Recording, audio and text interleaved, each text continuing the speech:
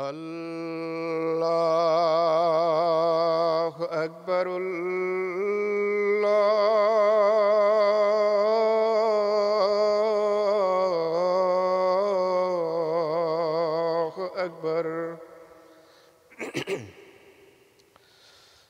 اللہ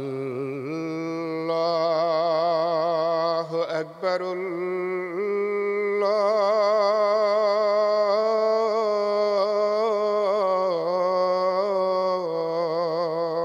اکبر أشهد أن لا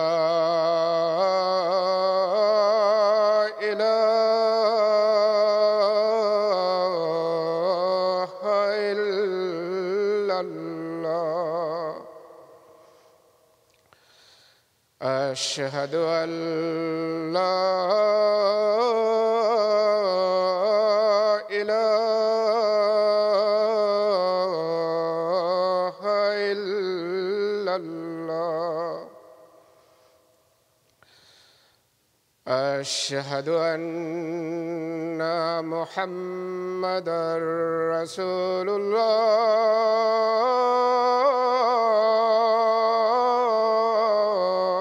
الله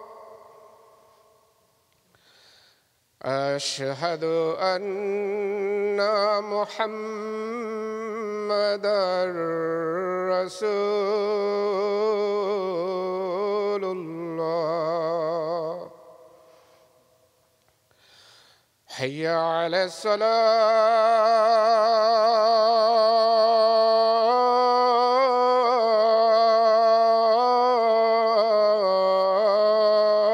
الصلاة حي على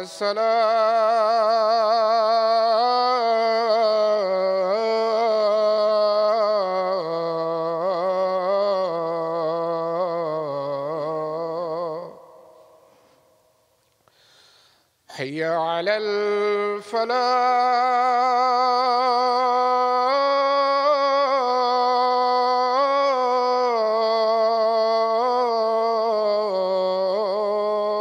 الفلاح حي على الفلاح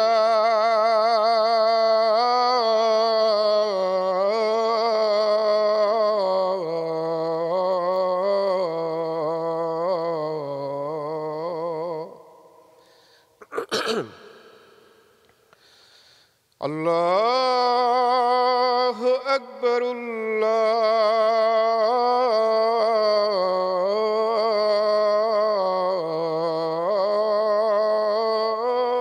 الله أكبر لا إله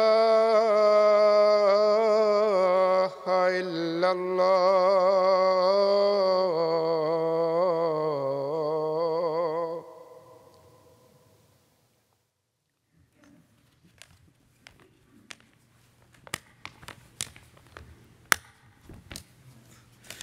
السلام علیکم ورحمۃ اللہ.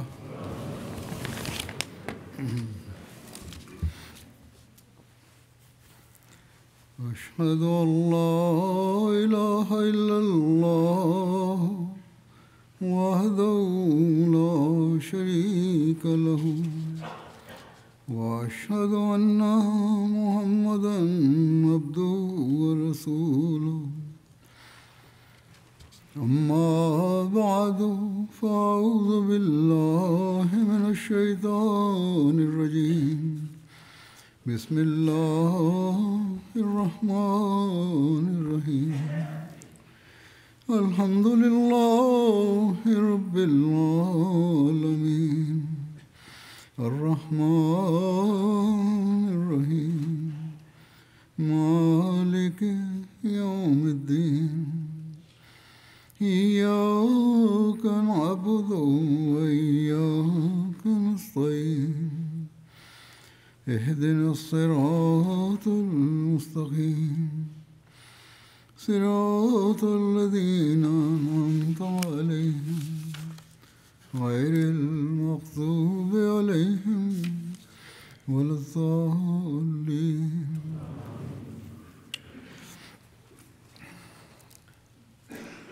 حضرت صلی اللہ علیہ وسلم کے فتح مکہ کے بعد مدینہ واپس آنے کے بعد بھی بعض مہمات پیش آئیں آن وسلم کو، جن کا میں ذکر کروں گا. ایک ذکر ہے سریہ قیس بن سعد بن عبادہ کا. یہ صدا کی طرف سن 8 ہجری میں ہوا. جب وہاں حضرت صلی اللہ علیہ وسلم جیرانہ سے مدینہ واپس آئے تو آپ نے دعوت اسلام کے لیے مختلف علاقوں کی طرف لشکر روانہ کیے. چنانچہ مہاجر بن ابی امیہ کو صنعا جو یمن کا دارالحکومت ہے اس کی طرف، اور زیاد بن لبید کو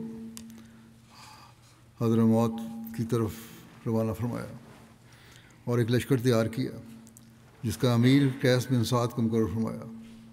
آپ صلی اللہ علیہ وسلم نے قیس بن سعد کو 400 آدمیوں کے ساتھ روانہ فرمایا تاکہ وہ یمن کے قبیلہ صدا کو اسلام کی دعوت دیں. دوسرے قول کے مطابق حضرت صلی اللہ علیہ وسلم نے ارشاد فرمایا کہ وہ قبیلہ صدا سے قتال کریں. اگر یہ روایت صحیح ہے، پہلی روایت تو زیادہ سے صحیح لگتی ہے، تو پھر یقیناً اس قبیلے کی طرف سے مسلمانوں کو نقصان پہنچانے کی خبریں آئی ہوں گی، جس پر آپ نے یہ قدم اٹھایا.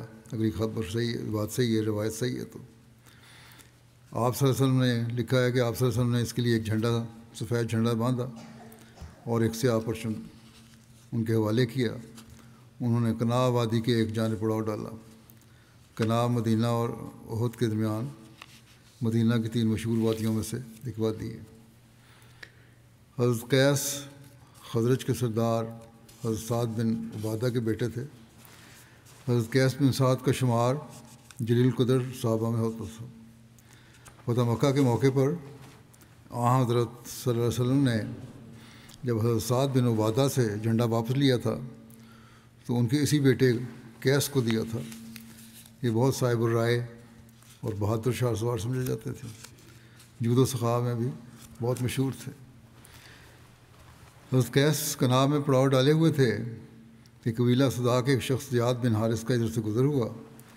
یہ کچھ عرصہ پہلے مسلمان ہو چکا تھا. جب اس کو علم ہوا کہ یہ لشکر ان کے قبیلے پر حملہ کرنے جا رہا ہے تو اس کو حیرانی اس کیوں نہیں ہوئی اس وقت، لیکن اس کو پتہ ہوگا کہ ہم قبیلے والے مسلمانوں کو نقصان پہنچانا چاہتے ہیں اور یہ اب اس کے جواب میں آ رہے ہیں. بہرحال جب اس نے یہ دیکھا کہ ان کے قبیلے پہ حملہ ہونے جا رہا ہے تو وہاں سے سیدھا وہ رسول اکرم صلی اللہ علیہ وسلم کی خدمت میں حاضر ہوا اور درخواست کی کہ آپ نے جو لشکر بھیجا ہے وہ واپس بلا لیں. میں اپنی قوم کی ضمانت دیتا ہوں اور اس کے قبول اسلام کا بھی وعدہ کرتا ہوں. یعنی ایک ضمانت تو یہ ہے کہ وہ مسلمانوں پر حملہ نہیں کریں گے، نقصان نہیں پہنچائیں گے، اور دوسرا اسلام بھی آہستہ آہستہ قبول کر لیں گے. آپ نے اس کی بات قبول کرتے ہوئے لشکر کو واپس بلا لیا. اس بات سے بھی ظاہر ہوتا ہے کہ علاقہ فتح کرنے کی غرض سے یا قوم کو زیر نگی کرنے کی غرض سے آپ نے نہیں بھیجا تھا، بلکہ اسلام کا پیغام پہنچانے بھیجا تھا اور مسلمانوں کو محفوظ کرنا مقصد تھا. اور جس طرح زیاد بن حارث نے وعدہ کیا تھا انہوں نے اس پر عمل کیا اور گاہے گاہے ان کی قوم کے لوگ اسلام قبول کرتے رہے. اگر صرف زبردستی مسلمان کرنا مقصود ہوتا تو آہستہ آہستہ سمجھ آنے پر اسلام قبول کرنے کی اجازت نہ ہوتی. سیدھا کہا جاتا ہے کہ یا اسلام قبول کر لو یا تلوار ہے. بہرحال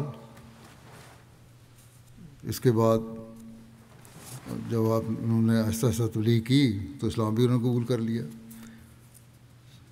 کیونکہ ایک حملہ کرنا، زبردستی مسلمان بنانا تو اسلام کی تعلیم کے بھی خلاف ہے اور حضرت صلی اللہ علیہ وسلم کے اپنے فعل اور سنت کے بھی خلاف ہے۔ آپ صلی اللہ علیہ وسلم نے حضرت زیاد کو ہی ان کا امیر مقرر کر دیا جب اسلام قبول کر لیا انہوں نے، اور حضرت صلی اللہ علیہ وسلم نے ان کی قوم کو ایک امان نامہ بھی لکھ کر دیا تھا، اور جو مسلمان ہو جائے اس کو امان نامہ لکھنے کی ضرورت نہیں ہوتی، اس لیے لکھا تھا کہ ان میں سے بعض مسلمان نہیں ہوئے تھے۔ سریہ حضرت عیینہ بن حصن فزاری بطرف بنی تمیم، اس کا بھی ذکر ملتا ہے۔ یہ سریہ محرم 9 ہجری میں بنو تمیم کی طرف حضرت عیینہ بن حصن کی قیادت میں ہوا۔ اس کا پس منظر یہ ہے کہ حضرت صلی اللہ علیہ وسلم نے حضرت بشر بن سفیان کو قبیلہ خزاع کی شاخ بنو کعب کی طرف صدقات یعنی اموال زکوٰۃ کی وصولی کے لیے بھجوایا۔ یہ لوگ سقیہ اور بنو تمیم کی زمین کے درمیان آباد تھے، چنانچہ حضرت بشر بن سفیان کے حکم پر بنو خزاع کا مال ہر طرف سے ان کے پاس جمع ہونے لگا۔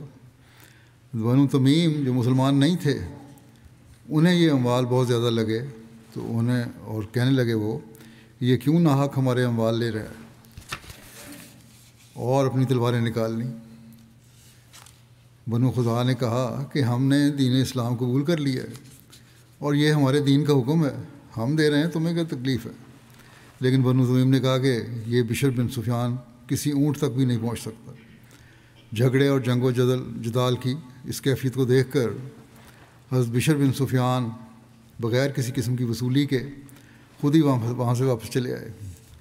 یہ بات بنو خزاع پر نہایت گراں گزری، بہت برا لگا انہیں۔ بنو خزاع نے بنو تمیم پر حملہ کیا اور ان کو یہ کہتے ہوئے انہیں وہاں سے نکال دیا کہ اگر تمہاری رشتہ داری نہ ہوتی تو تم اپنے شہروں تک نہ پہنچ پاتے۔ حضور صلی اللہ علیہ وسلم کی طرف سے ضرور ہمیں کسی آزمائش کا سامنا کرنا پڑے گا۔ اب ایسی یہ جو تم نے بات کی ہے اور ہم نے زکوٰۃ نہیں دی، تم لوگوں نے حضور صلی اللہ علیہ وسلم کے نمائندے سے اعراض کیا اور اس سے ہمارے اموال کی زکوٰۃ لینے سے روک دیا۔ دوسری طرف حضرت بشر بن سفیان نبی کریم صلی اللہ علیہ وسلم کے پاس آئے اور آپ کو حالات سے آگاہ کیا۔ آپ صلی اللہ علیہ وسلم نے فرمایا کون اس قوم کو سبق سکھائے گا؟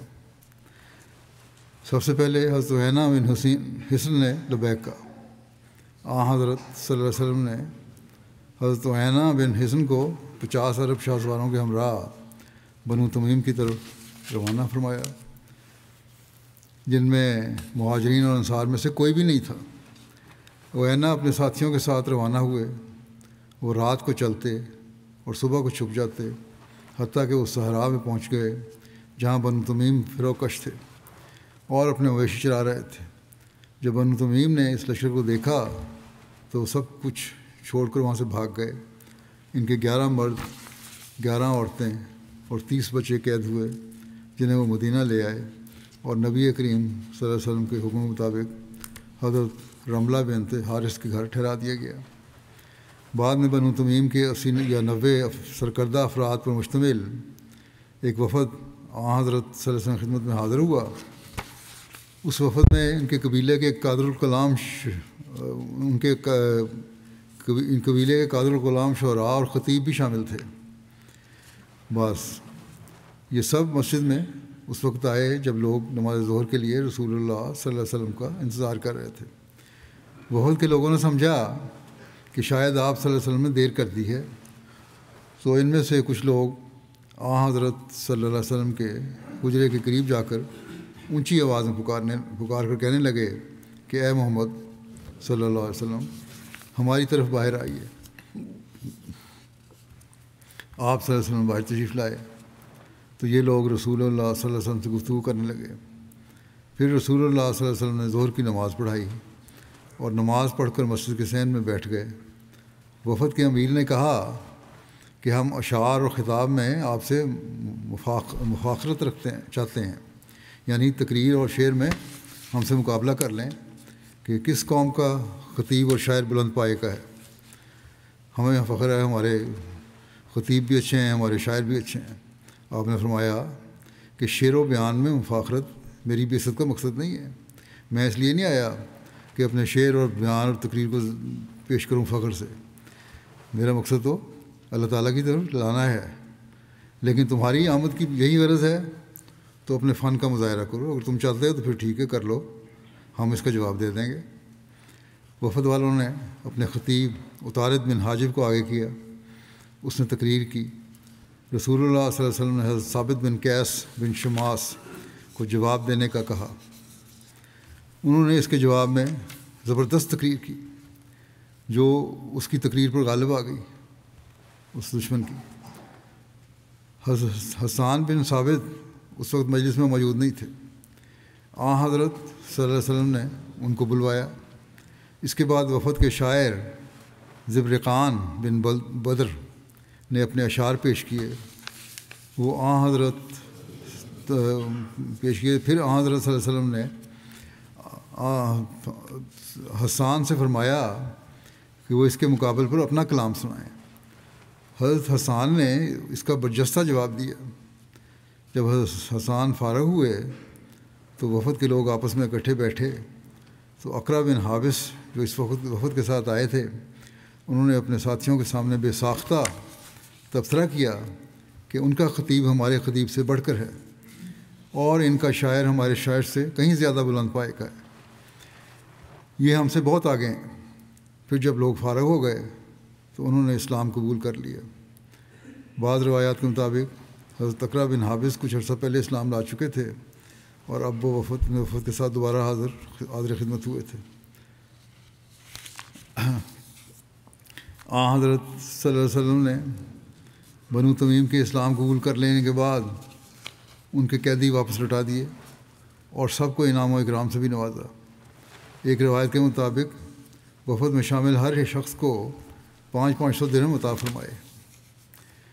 اس وفد میں شامل عطارد بن حاجب نے، جس کا ذکر پہلے گزر چکا ہے، اسلام قبول کرنے کے بعد حضرت صلی اللہ علیہ وسلم کی خدمت میں ایک چادر ہدیہ کے طور پر پیش کی۔ یہ چادر اسے کسریٰ نے دی تھی۔ کہا جاتا ہے کہ یہ چادر بہت اعلیٰ قسم کی ریشمی چادر تھی جس پر سونے کا کام کیا گیا تھا۔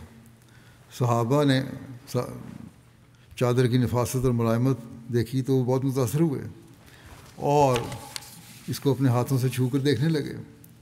صحابہ کے انداز دیکھ کر آپ صلی اللہ علیہ وسلم فرمایا کہ تم اس چادر پہ اتنے حیران ہو رہے ہو؟ جنت میں 7 کی چادریں ان سے بہت زیادہ نرم اور بہت زیادہ اچھی ہیں۔ حضرت مرزا بشیر احمد صاحب نے بھی اس واقعے کا تبصرہ کیا ہے ایک عمومی رنگ میں کہ آپ نے کہا کہ ایک عرصے کے بعد جب آپ صلی اللہ علیہ وسلم کو کسی جگہ سے کچھ ریشمی پارچات ہدیتاً آئے تو بعض صحابہ نے انہیں دیکھ کر ان کی نرمی اور ملائمت کا بڑے تعجب کے ساتھ ذکر کیا اور اسے ایک غیر معمولی چیز جانا۔ آپ نے فرمایا کیا تم اس کی نرمی پر تعجب کرتے ہو؟ خدا کی قسم جنت میں 7 کی چادریں ان سے بہت زیادہ نرم اور بہت زیادہ اچھی ہیں۔ آپ کا یہ کلام ایک استعارے کے رنگ میں تھا جس میں 7 کے اس راحت کے مقام کی طرف اشارہ کرنا مقصود تھا جو انہیں جنت میں حاصل ہوا تھا، ورنہ جیسا کہ قرآن شریف اور احادیث سے رسولی طور پر پتہ لگتا ہے کہ جنت کی نعمتوں کا اس دنیا کی نعمتوں پر قیاس نہیں ہو سکتا اور نہ جنت کی نعمتیں ہماری اصطلاح کے لحاظ سے مادی کہلا سکتی ہیں۔ اور حق یہی ہے کہ جو الفاظ قرآن حدیث میں بیان ہوئے ہیں ان میں صرف استعارہ اور تشبیہ کے طور پر نعمتوں کے کمال کی طرف اشارہ کرنا مقصود ہے۔ پھر ایک سریہ قطبہ بن عامر ہے جو سفر 9 ہجری میں ہوا۔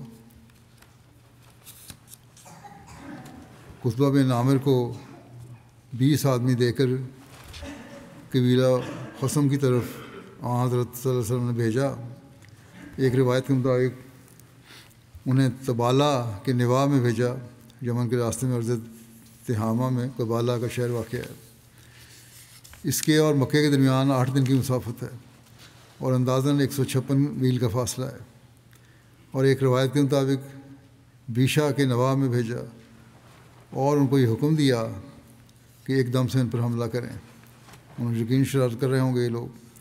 راستے میں انہوں نے ایک آدمی کو پکڑا، اس سے دریافت کیا تو اس نے اپنے آپ کو گونگا ظاہر کیا، لیکن جب یہ قبیلے کے قریب پہنچے تو اس نے چیخ چیخ کر اپنے قبیلے کو متنبع کرنا چاہا، چنانچہ اس دھوکہ دہی پر اس کو قتل کر دیا گیا۔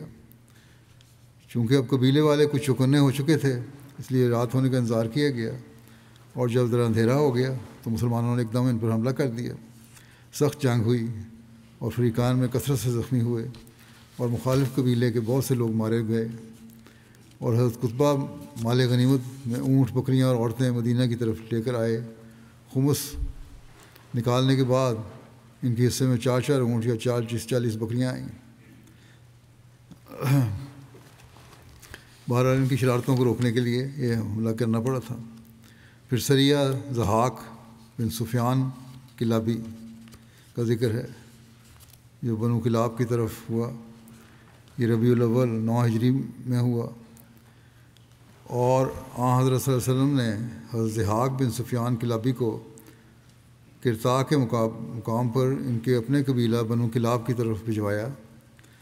قرطا بنو بکر کی ایک شاخ کا نام ہے، جو مدینہ منورہ سے 7 دن کی مسافت پر آباد تھا۔ وہ انہیں نجد میں زجلاوا کے مقام پر ملے۔ انہوں نے اسلام کو پیغام پہنچایا، مگر قبیلے والوں نے انکار کر دیا اور نوبت لڑائی تک پہنچ گئی۔ انہوں نے اہل قرطا کو شکست دی اور مال غنیمت حاصل کیا۔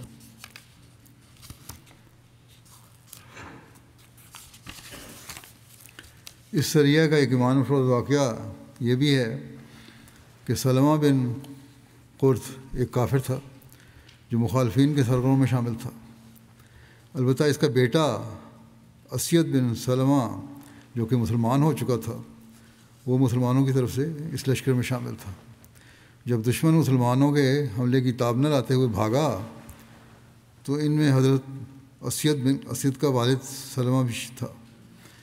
اسید نے اپنے والد کا تعاقب کیا تو وہ جان بچانے کے لیے اپنے گھوڑے سمیت پانی میں کود گیا۔ یہ بھی اس کے پیچھے گئے اور والد کو دوبارہ اسلام کی دعوت دی کہ کسی نہ کسی طرح میرا باپ دوزخ سے بچ جائے، لیکن باپ نے جواب میں بیٹے کو برا بھلا کہنا شروع کر دیا۔ بیٹے نے جب دیکھا کہ یہ اپنی سرکشی اور باغیانہ رویے پر قائم ہے تو والد کے گھوڑے کی کونچیں کاٹ ڈالیں اور ایک دوسرے شخص نے آ کر اس کو قتل کر دیا۔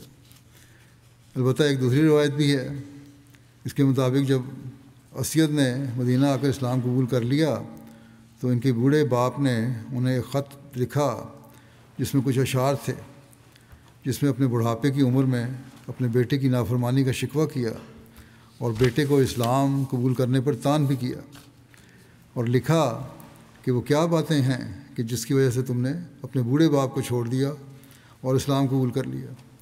اسید اپنے باپ کو ایک خط دے کر حضرت صلی اللہ علیہ وسلم کی خدمت میں حاضر ہوئے اور ساری بات عرض کر کے والد کو جواب لکھنے کی اجازت چاہی۔ چنانچہ حضور صلی اللہ علیہ وسلم کے ارشاد پر انہوں نے اپنے والد کو ایک تبلیغی خط لکھا جس کو پڑھ کر ان کے والد نے بھی اسلام قبول کر لیا۔ یہ روایت بھی ہے اس میں۔ پھر سریہ حضرت علقمہ بن مجزز و طرف جدہ کا ذکر ہے۔ ابن سعد نے لکھا ہے کہ سریہ ربیع الثانی 9 ہجری میں ہوا، جبکہ بعض دوسری روایات کے مطابق صفر 9 ہجری میں ہوا۔ حضرت صلی اللہ علیہ وسلم کو خبر ملی کہ اہل حبشہ میں سے کچھ جنگجو جدہ کے سال پر اترے ہیں۔ بعض روایات کے مطابق وہ اہل مکہ کے خلاف ڈاکہ زنی کرنا چاہتے تھے۔ ایک کتاب میں لکھا ہے کہ ان لوگوں نے سمندر پار کر کے مسلمانوں کو نقصان پہنچانے کی کوشش کی۔ جدہ مکہ مکرمہ کے مغربی ساحل سمندر پر آباد ایک شہر ہے، آج بھی ہے۔ یہ حجاز کا ایک بڑا شہر ہے۔ مکہ اور جدہ کے درمیان 75 کلومیٹر کا فاصلہ ہے، جبکہ مدینہ سے جدہ کا تقریباً 250 میل کے فاصلہ ہے۔ آپ نے حضرت علقمہ کو 300 افراد کی کمان دے کر ان کی طرف بھیجوایا۔ جو لوگ اہل حبشہ سے جدہ کے سال پر اترے تھے ان کو حضرت علقمہ کی آمد کا علم ہوا تو وہ لوگ اپنی کشتیوں پر سوار ہو کر سمندر میں فرار ہو گئے۔ حضرت علقمہ نے ایک جزیرے تک ان کا پیچھا کیا۔ اس مہم کا ایک واقعہ قابل ذکر ہے جو یوں بیان ہوا ہے کہ حضرت ابو سعید خدری سے روایت ہے کہ رسول اللہ صلی اللہ علیہ وسلم نے ایک لشکر پر علقمہ بن مجزز کو سردار مقرر کیا اور میں بھی اس لشکر میں تھا۔ جب ہم منزل مقصود پر پہنچے اور مہم سے فارغ ہو کر جلد واپس جانے کے لیے ایک گروہ نے اپنے امیر سے اجازت چاہی تو انہوں نے اس کو اجازت دی اور ان پر عبداللہ بن حذافہ سہمی کو امیر مقرر کیا۔ ان کی طبیعت میں مزاح تھا۔ یہ لوگ راستے میں اترے، ان لوگوں نے آگ جلائی تاکہ وہ آگ تاپیں۔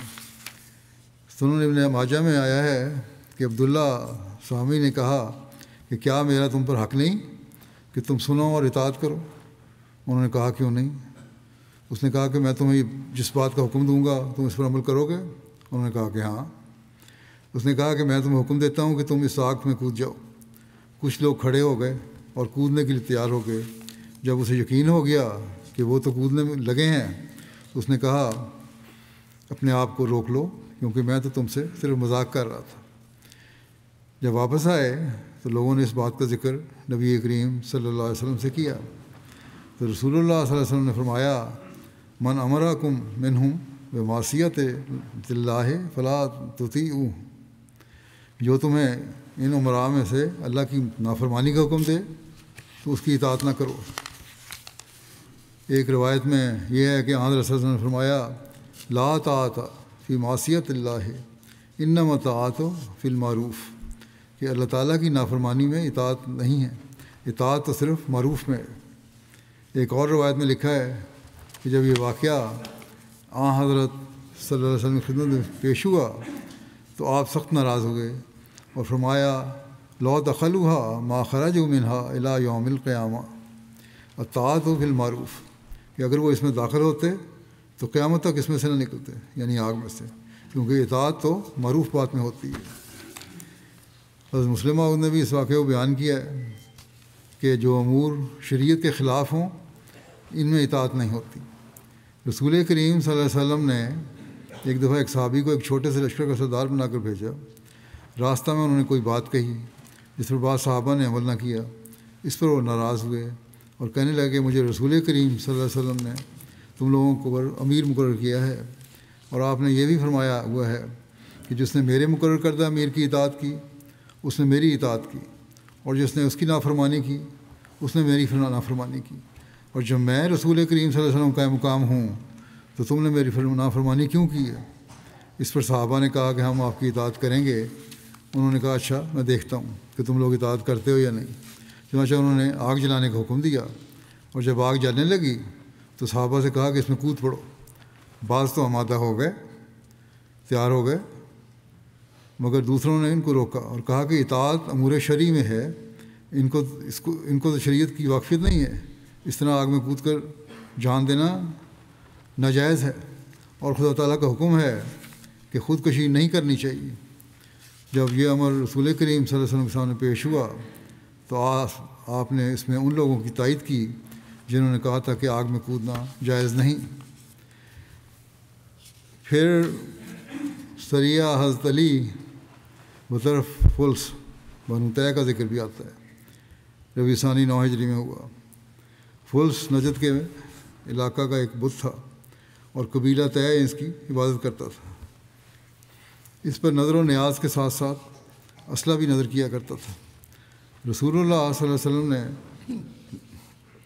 حضرت علی کو 150 انصار کے ہمراہ اس لشکر کی اس کے اور جس میں 100 اونٹ اور 50 گھوڑے تھے بنو طے کے بت فلس کو گرانے کے لیے روانہ فرمایا۔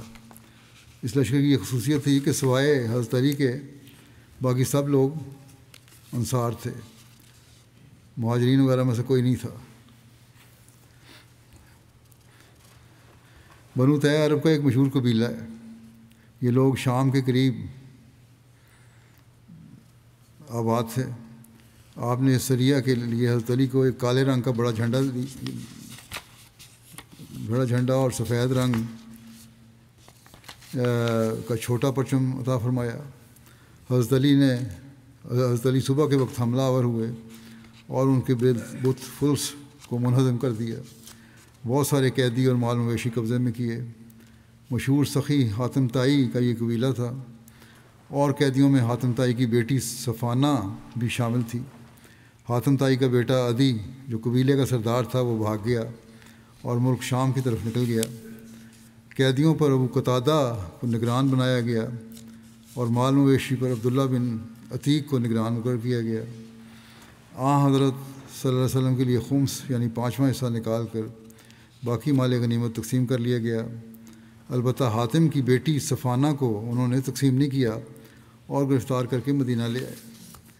حاتم طائی کی بیٹی صفانہ کو تمام قیدیوں کے ساتھ مسجد نبوی کے دروازے کے ساتھ ایک خیمے میں رکھا گیا۔ صفانہ بہت باہمت اور زیرک عورت تھی۔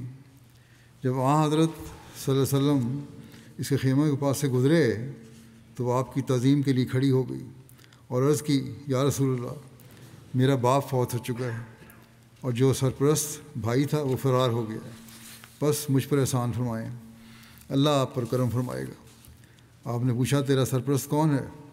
اس نے بتایا، عدی بن حاتم طائی۔ آپ نے فرمایا، وہی جو اللہ اور اس کے رسول سے بھاگا ہوا ہے۔ آپ یہ فرما کر وہاں سے رخصت ہو گئے۔ اگلے روز آپ جب وہاں سے گزرے تو صفانہ نے پھر وہی کل والی بات دہرائی۔ آپ نے بھی وہی کل والا جواب دیا اور تشریف لے گئے اور وہ مایوس ہو گئی۔ تیسرے دن جب حضرت صلی اللہ علیہ وسلم اس کے خیمے کے پاس سے گزرے تو آپ کے ساتھ حضرت علی بھی تھے جو آپ کے پیچھے پیچھے چل رہے تھے۔ حضرت علی نے صفانہ کو اشارہ کیا وہ اٹھ کر پھر اپنا مدعا پیش کرے۔ وہ فوراً تعظیم کے ساتھ کھڑی ہو گئی اور اپنی وہی درخواست پھر حضرت صلی اللہ علیہ وسلم کی خدمت میں پیش کی۔ آپ نے فرمایا، میں نے تیری درخواست قبول کر لی ہے، تو اب آزاد ہے، لیکن یہاں سے جانے میں جلد بازی سے کام نہ لینا۔ جب کوئی قابل اعتبار شخص میسر ہوا تو تمہیں اس کے ساتھ تمہارے بھائی کے پاس شام روانہ کر دیا جائے گا۔ ایک روایت میں ہے کہ اس نے رسول اللہ صلی اللہ علیہ وسلم سے عرض کیا کہ آپ صلی اللہ علیہ وسلم اس پر احسان فرمائیں، یعنی آزاد کر دیں۔ چنانچہ آپ صلی اللہ علیہ وسلم نے اس پر احسان فرمایا اور اسے رہا فرما دیا۔ اس کا نتیجہ یہ ہوا کہ وہ مسلمان ہو گئی۔ یہ بھی ایک روایت میں آتا ہے کہ جہاں آزادی سے پہلے مسلمان بھی ہو گئی تھی، فوراً بعد آزادی کے۔ کچھ دن کے بعد بنو قزاع کے کچھ لوگ مدینہ آئے جو شام جانے کا ارادہ رکھتے تھے۔ صفانہ کو ان کا علم ہوا تو اس نے آپ صلی اللہ علیہ وسلم کی خدمت میں عرض کی کہ وہ ان لوگوں پر اعتماد رکھتی ہے، اس لیے اسے ان کے ہمراہ شام جانے کی اجازت دی جائے۔ آپ صلی اللہ علیہ وسلم نے اسے اجازت عطا فرمائی اور اسے ساتھ کپڑے اور سواری اور زاد راہ بھی مہیا فرمایا۔ وہاں سے رخصت ہو کر وہ اپنے بھائی عدی کے پاس شام پہنچ گئی۔ جب وہ شام پہنچی اور اپنے بھائی سے ملی تو اس کو طعنہ دیا کہ اپنے بیوی بچے لے کر وہاں سے بھاگ آئے ہو اور اپنی بہن اور عزت کو وہیں چھوڑ آئے ہو۔ یہ سن کر بھائی نے معذرت کی اور شرمندگی کا اظہار کیا۔ تھوڑی دیر بعد عدی نے اپنی بہن سے پوچھا کہ بتاؤ تو صحیح کہ محمد صلی اللہ علیہ وسلم کے متعلق تمہاری کیا رائے ہے؟ صفانہ جو کہ حضرت صلی اللہ علیہ وسلم کے اخلاق دیکھ کر مسلمان ہو چکی تھی، کہنے لگی کہ اللہ کی قسم، میرا خیال ہے کہ جتنی جلدی ہو سکے تم ان کے پاس چلے جاؤ۔ اگر وہ واقعی نبی ہیں تو ان کی طرف جلدی جانے والا کامیاب و کامران ہوگا، اور اگر وہ بادشاہ ہیں تو بھی تمہاری عزت و شرف میں کوئی فرق نہیں پڑے گا۔ عدی کہنے لگا کہ یہ رائے تو بہت اچھی ہے، اور پھر وہ جلدی تیار ہو کر مدینہ پہنچ گیا۔ رسول اللہ صلی اللہ علیہ وسلم مسجد میں تشریف فرما تھے۔ عدی نے اپنا تعارف کروایا۔ آپ صلی اللہ علیہ وسلم انہیں لے کر اپنے گھر کی طرف روانہ ہوئے۔ راستے میں ایک بڑھیا نے آپ صلی اللہ علیہ وسلم کو روک لیا باتیں کرنے کے لیے، سوال پوچھنے کے لیے۔ آپ صلی اللہ علیہ وسلم اس کے لیے کافی دیر رکے رہے اس بڑھیا سے بات کرنے کے لیے۔ عدی نے یہ سب دیکھ کر دل میں خیال کیا کہ یہ شخص بادشاہ نہیں ہو سکتا جو اس طرح بڑھیا کے روکنے پہ رک گیا ہے۔ گھر پہنچ کر جب آپ صلی اللہ علیہ وسلم نے چمڑے کا ایک گدیلا جس میں کھجور کے پتے بھرے ہوئے تھے وہ ان کی خدمت میں بیٹھنے کے لیے پیش کیا تو عدی نے عرض کیا کہ آپ اس پر بیٹھیں، لیکن آپ صلی اللہ علیہ وسلم نے فرمایا کہ نہیں، تم اس پر بیٹھو، اور خود نیچے ہی زمین پر بیٹھ گئے۔ جس پر عدی نے پھر دل میں سوچا کہ اللہ کی قسم یہ شخص بادشاہ نہیں ہو سکتا۔ رسول اللہ صلی اللہ علیہ وسلم نے ان سے گفتگو کا آغاز فرمایا ان کے مذہب اور ذاتی معاملات کے بارے میں بھی کچھ باتیں بیان کیں۔ ان میں سے بعض باتیں ایسی تھیں کہ سوائے عدی کے کسی کو معلوم نہیں تھی، جس پر عدی کو یقین ہو گیا کہ یہ واقعی رسول ہیں، اور عرض کیا کہ مجھے یقین ہو گیا ہے کہ آپ واقعی اللہ کے رسول ہیں، کیونکہ آپ کو بعض مخفی باتوں سے بھی آگاہ کر دیا گیا ہے۔ حضرت عدی سے روایت ہے کہ نبی کریم صلی اللہ علیہ وسلم نے فرمایا، اے عدی، اسلام قبول کر لو، تم محفوظ رہو گے۔ میں نے کہا، میں پہلے سے ایک دین کا پیروکار ہوں۔ آپ صلی اللہ علیہ وسلم فرمایا، میں تمہارے دین کو تم سے بہتر جانتا ہوں۔ میں نے کہا، آپ میرے دین کو مجھ سے زیادہ جانتے ہیں، یہ کس طرح ہو سکتا ہے؟ آپ صلی اللہ علیہ وسلم فرمایا، ہاں، میں تمہارے دین کو تم سے زیادہ جانتا ہوں۔ پھر آپ صلی اللہ علیہ وسلم فرمایا، کیا تم رکوسی یعنی عیسائیت اور صابیت کے مابین مذہب نہیں رکھتے؟ میں نے کہا، کیوں نہیں؟ آپ صلی اللہ علیہ وسلم فرمایا، کیا تم اپنی قوم کے سردار نہیں ہو؟ میں نے کہا، ہاں۔ آپ صلی اللہ علیہ وسلم فرمایا، کیا تم غنیمت کا چوتھائی حصہ نہیں لیتے سردار ہونے کی وجہ سے؟ میں نے کہا، ہاں لیتا ہوں۔ آپ صلی اللہ علیہ وسلم فرمایا، یہ تو تمہارے دین میں بھی تمہارے لیے جائز نہیں ہے، اس طرح تم لو۔ تو مجھے اپنے آپ پر ندامت اور شرمندگی محسوس ہوئی۔ پھر آپ صلی اللہ علیہ وسلم نے فرمایا، اے عدی، شاید تجھے اس دین میں داخل ہونے سے مسلمانوں کی غربت روک رہی ہے۔ خدا کی قسم، جلد ہی اتنا مال بہایا جائے گا کہ اسے لینے والا نہیں ملے گا، اور شاید ان کے دشمنوں کی کثرت بھی تجھے اس دین میں داخل ہونے سے مانع ہو رہی ہے۔ دشمن بہت ہیں اسلام کے، اس لیے شاید تم رک رہے ہو۔ خدا کی قسم، تو جلدی ہی عورت کے متعلق سنے گا کہ وہ اپنے اونٹ پر ہیرا سے روانہ ہو کر اس گھر خانہ کعبہ کی زیارت کرے گی اور اسے کوئی خوف نہ ہوگا، اور شاید اس دین میں داخل ہونے سے تجھے یہ امر بھی مانے ہو کہ حکومت اور اقتدار غیروں کے پاس ہے۔ تو خدا کی قسم، تو جلد ہی ارض بابل کے سفید محلات کے متعلق سنے گا کہ وہ ان کے لیے کھول دیے گئے ہیں، اور کس طرح کے خزانے کھول دیے جائیں گے۔ یہ بات آپ صلی اللہ علیہ وسلم نے 3 مرتبہ دہرائی۔ عدی کہتے ہیں کہ آپ صلی اللہ علیہ وسلم کی خوش اخلاقی اور ان تمام باتوں کو دیکھ کر میں مسلمان ہو گیا۔ حضرت عدی نے اسلام قبول کرنے کا واقعہ خود بیان کیا، اور بیان کرتے ہیں کہ وہ یہ بھی کہا کرتے تھے کہ میں نے مسافر عورت کو دیکھا ہے کہ وہ ہم سفر کے بغیر ہیرا سے نکل کر بیت اللہ کا طواف کرنے کو آئی، اور کس طرح کی فتح کے لشکر میں میں خود شامل تھا۔ قبول اسلام کے بعد حضرت عدی اسلامی احکام کا بہت اہتمام کیا کرتے تھے۔ نماز کے لیے ہر وقت باوضو رہتے، اور نماز کی ادائیگی کے لیے بہت فکر مند اور مستعد رہتے تھے۔ یہ جو لوگ بار بار سوال کرتے ہیں کہ محرم کا رشتہ حج کے لیے جانا ضروری ہے، وہ حالات میں ضروری تھا، اس کا میں کئی دفعہ جواب بھی دے چکا ہوں، لیکن یہ بھی اس بات کی تائید کرتی ہے کہ یہ کہتے ہیں میں نے خود دیکھا، ایک عورت نکلی ہے ہیرا سے اور اکیلی تھی، اور کعبہ کے طواف کے لیے آئی، اور کوئی اس کے ساتھ نہیں تھا، کوئی محرم والی بات شرط نہیں تھی۔ حضرت علی کی اس مہم کے کچھ دیر بعد طے قبیلہ کا وفد آن صلی اللہ علیہ وسلم کی خدمت میں حاضر ہوا، اور انہوں نے اسلام قبول کر لیا۔ پھر سریہ عکاشہ بن محصن کا ذکر ہے جو جناب کی طرف تھا۔ یہ سریہ ربیع ثانی 9 ہجری میں رونما ہوا۔ حضرت عکاشہ کا یہ سریہ مدینہ منورہ کے شمال میں ادرا اور بلی کے قبائل میں پیش آیا جو جناب کے آس پاس رہتے تھے۔ بعض روایات میں اس علاقے کا نام جباب بھی بیان ہوا ہے۔ اس سریہ کی مزید تفصیلات زیادہ بیان نہیں ہوئیں، بس اتنا ہی ذکر ہے کہ سریہ ہوا تھا۔ اب غزوہ تبوک کے بارے میں بعض ابتدائی باتیں پیش کر دیتا ہوں۔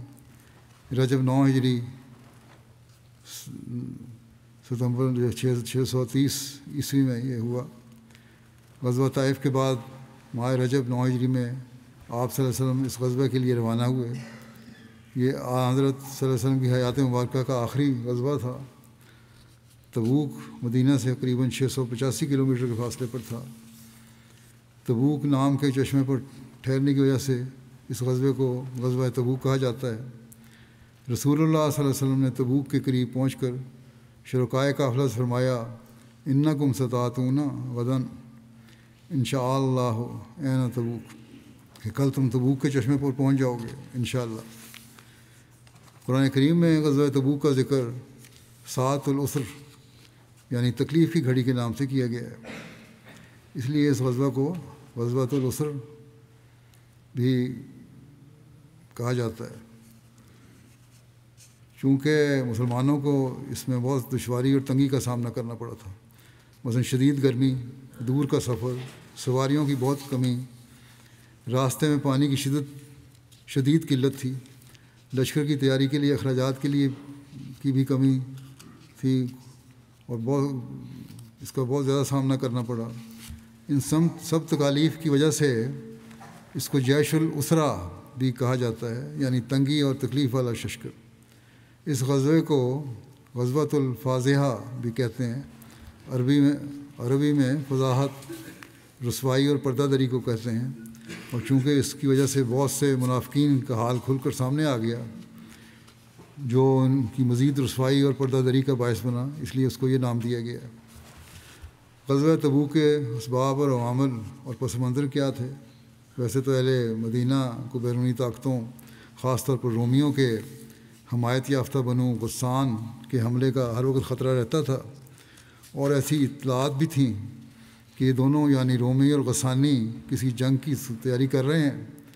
غسانی حملے کے خطرہ اور خوف کے بارے میں حضرت عمر خود بیان فرماتے ہیں کہ ہمیں ہر وقت غسانیوں کے حملے کا ڈر رہتا تھا، یعنی ہر وقت یہ خدشہ اور خیال ہوتا تھا کہ اب حملہ ہوا کہ اب ہوا۔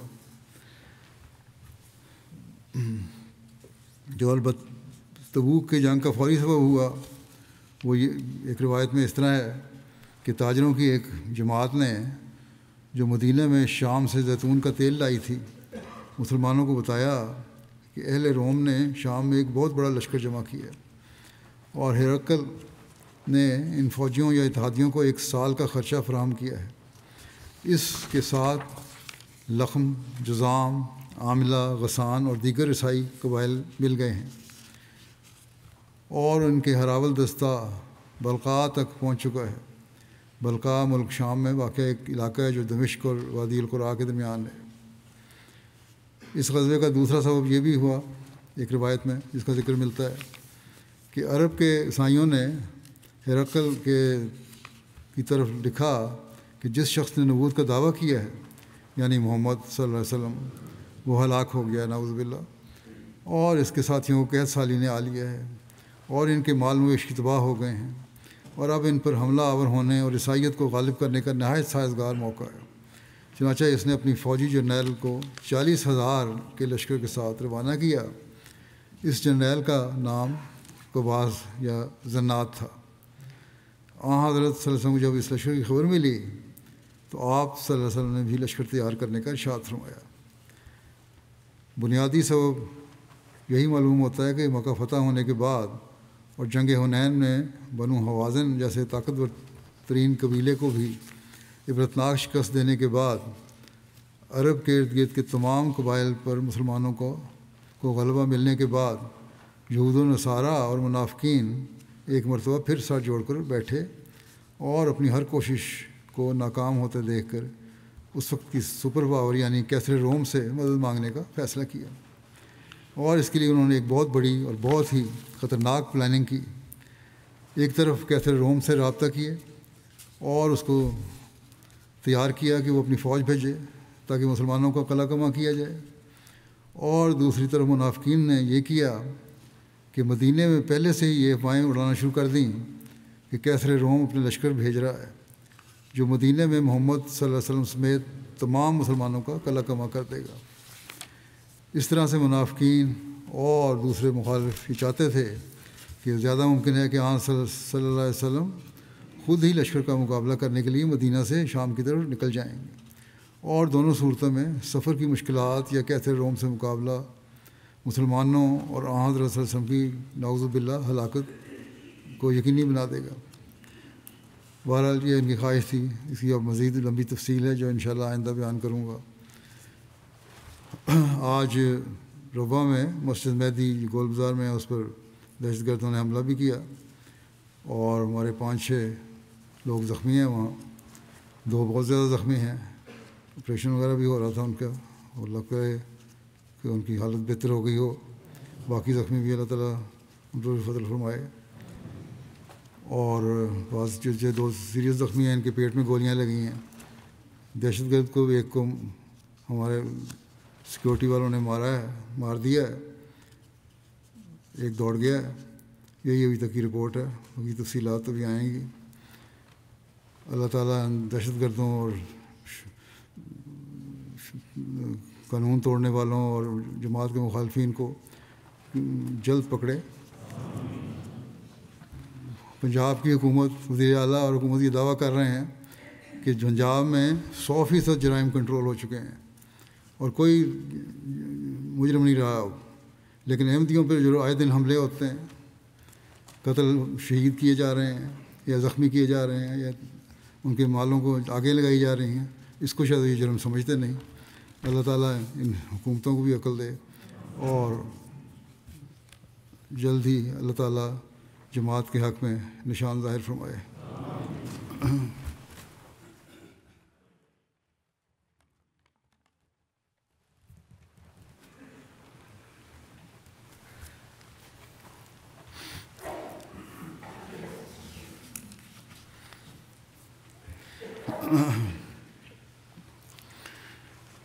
الحمد لله نحمده ونستعينه ونستغفره ونؤمن به ونتوكل عليه ونعوذ بالله من شرور أنفسنا ومن سيئات أعمالنا. من يهده الله فلا مضل له ومن يضلل فلا هادي له. ونشهد أن لا إله إلا الله ونشهد أن محمدا عبده ورسوله. عباد الله رحمكم الله، إن الله يأمر بالعدل والإحسان وإيتاء ذي القربى وينهى عن الفحشاء والمنكر والبغي يعظكم لعلكم تذكرون. اذكروا الله يذكركم وادعوه يستجب لكم ولذكر الله أكبر.